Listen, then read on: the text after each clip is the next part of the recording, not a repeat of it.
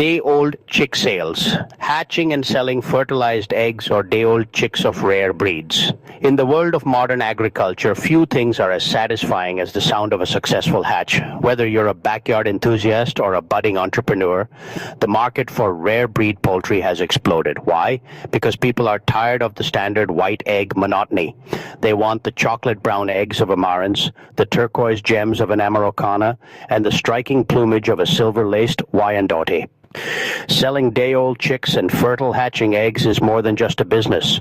It's a way to preserve avian history while building a profitable, sustainable venture. But how do you go from a few hens in the yard to a professional hatchery? In this comprehensive guide, we're going to dive deep into the world of rare breed sales. We'll cover everything from selecting your star breeds and mastering incubation to the delicate art of shipping live birds across the country. 1. Why rare breeds? The profit in the peculiar. In a world of mass-produced poultry, rare means premium. While a standard leghorn chick might sell for a few dollars, a day-old chick from a rare heritage or designer breed can command 5 to 10 times that price. The allure of the rainbow egg basket. The biggest driver for the rare breed market right now is the rainbow egg trend. Backyard keepers want a carton that looks like a jewelry box. By focusing on breeds that lay specific colors, you tap into a high-demand niche. Deep chocolate, black copper marans or penidescences. Blue and teal, cream leg bars or true Americanas. Olive and moss, olive eggers, a purposeful crossbreed. Speckled pink, speckled Sussex or Welsummers, preservation and heritage. Many customers aren't just looking for eggs.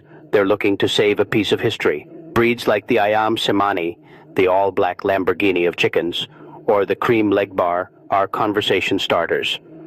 When you sell these breeds, you aren't just selling a bird, you're selling a story. 2. Choosing your foundation flock. You can't hatch high-quality chicks without high-quality parents.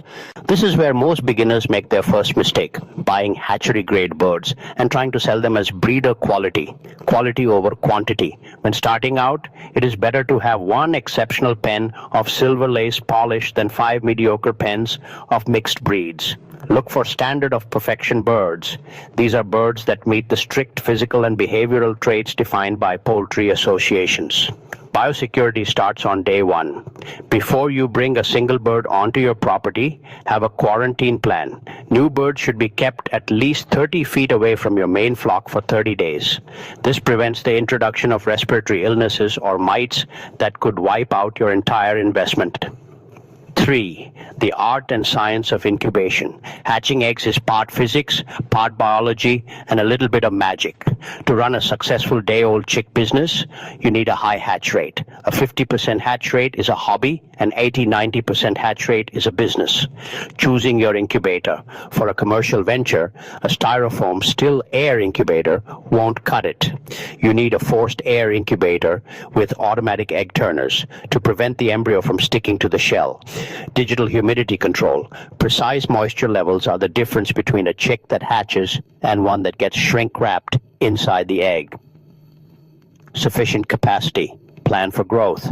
If you want to sell 50 chicks a week, you need an incubator that holds at least 150 eggs to account for fertility rates and clears the magic numbers. While every breed is slightly different, the standard incubation for a chicken egg follows these parameters. Temperature 99.5 degrees Fahrenheit for forced air incubators. Humidity 45 to 50% for the first 18 days, increasing to 65 to 70% for the final 3 days, the lockdown period. Duration 21 days for chickens, quail take 17, ducks take 28. 4. Selling fertile hatching eggs. Not every customer wants live chicks. Many enjoy the thrill of hatching their own. Selling fertile eggs is a fantastic way to generate income without the immediate overhead of brooding and feeding chicks, egg selection and handling. A fertile egg is a living vessel. Treat it with care. Cleanliness. Never wash a hatching egg.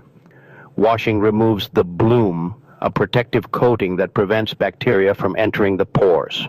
If an egg is covered in manure, don't sell it. Storage. Store eggs at 55-60 degrees Fahrenheit with the pointy end down. They should be tilted, twice a day while awaiting shipment. Freshness. Aim to ship eggs that are no more than 3 to 5 days old. After 7 days, fertility begins to drop significantly, shipping the unshippable. Shipping eggs is notoriously risky, but it can be done successfully with the double box method. Wrap each egg individually in bubble wrap. Place them in a sturdy egg carton, filling gaps with tissue so they don't wiggle. Place that carton inside a small box filled with padding. Place that box inside a larger shipping box with at least 2 inches of cushioning on all sides. 5. Caring for day-old chicks. The first 24 hours of a chick's life are critical. If you are selling straight-run, unsexed, or sexed chicks, they need to be healthy, hydrated, and warm before they ever leave your farm. The brooder setup. If you aren't shipping them immediately, chicks need a home base. Heat. A heat lamp or radiant brooder plate set to 95°F for the first week. Hydration. Dipping their beaks in water mixed with electrolytes as soon as they are moved from the incubator. Feed. A high-protein, at least 20% chick starter. For rare breeds, many breeders prefer non-medicated feed, though medicated feed helps prevent coccidiosis. 6. Logistics, shipping live chicks. Shipping live animals sounds intimidating, but the USPS has a long history of safely transporting day-old chicks. The reason this works? Chicks are born with the remains of their yolk sac inside them, providing nutrition and hydration for up to 72 hours. Safety requirements. Minimums. Most hatcheries ship at least 15 to 25 chicks to ensure they can huddle together for warmth. If you ship fewer, you must use professional-grade heat pads. The box. Use specialized chick shipping boxes with circular holes for ventilation. Line the bottom with Excelsior pads, wood shavings mats, so the chicks have a grip and don't develop splayed leg. Timing. Only ship on Mondays or Tuesdays. You never want a box of live animals sitting in a sorting facility over a Sunday. 7. Marketing your rare breed business. You can have the most beautiful birds in the world, but if nobody knows you exist, you're just a person with a lot of expensive pets. Build a digital presence. Social media, Instagram and TikTok are visual gold mines for poultry. Post high-quality videos of your rainbow eggs or slow-motion clips of fluffy chicks. The power of reviews. Encourage customers to post photos of their grown birds. Word of mouth in the poultry community is incredibly powerful. Local SEO. Ensure your business shows up when people search for rare chicks for sale near me. Transparency and education. Rare breeds often have quirks. Some are more flighty.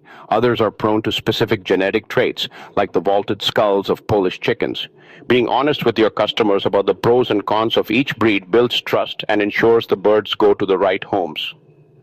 8. Legal and regulatory considerations. Before you sell your first chick, check your local and state laws. NPIP, National Poultry Improvement Plan. In the United States, becoming NPIP certified is the gold standard. It proves your flock is free from major diseases like pulorum typhoid and avian influenza. Most states require NPIP certification to ship birds across state lines. Business licenses. Check if your hobby has crossed the threshold into a business according to your local zoning and tax laws. 9. Final words. The path forward. Starting a day-old chick and hatching egg business is a marathon, not a sprint. It takes time to build your reputation, refine your breeding lines, and master the logistics of shipping. However, the rewards, both financial and personal, are immense. There is nothing quite like the feeling of opening an incubator to see a tray full of rare chirping life that you helped create.